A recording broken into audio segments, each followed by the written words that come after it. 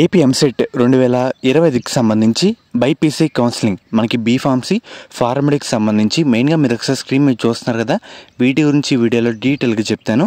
And కొత్తగా అయితే మన ఛానల్ చూస్తున్నారో సబ్స్క్రైబ్ చేసుకోండి. ప్రతి ఒక్క ఇన్ఫర్మేషన్ ఫాస్ట్గా మన ఛానల్లో రావడం జరుగుతుంది. బెల్ ఐకన్ కూడా ఆల్ ఆప్షన్లో పెట్టుకోండి. మెయిన్గా చాలామందికి కొన్ని డౌట్స్ అయితే ఉన్నాయన్నమాట. అవన్నీ కూడా మీకైతే ఈ వీడియోలో క్లారిఫై చేయడం జరుగుతుంది. మెయిన్గా మీరు ఒకసారి స్క్రీన్ మీద చూస్తున్నారు కదా, ఈరోజు న్యూస్ పేపర్ ఆర్టికల్స్లో కూడా మనకి ఒక ఆర్టికల్ అయితే పబ్లిష్ చేయడం జరిగింది.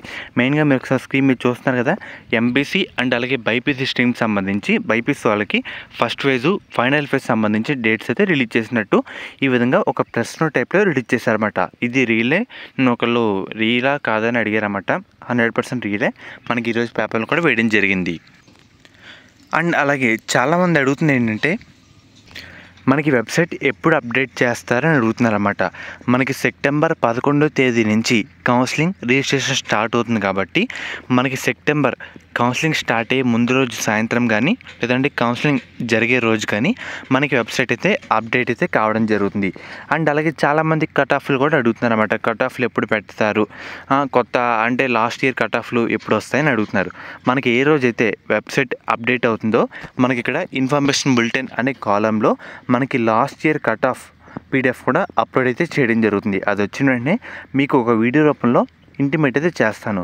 మొత్తం మనకి కౌన్సిలింగ్ 11వ తేదీన వెబ్సైట్ అప్డేట్ కానివ్వండి లేదంటే కట్ ఆఫ్స్ కానివ్వండి మనకి టోటల్గా వెబ్సైట్లో పెట్టేస్తారు.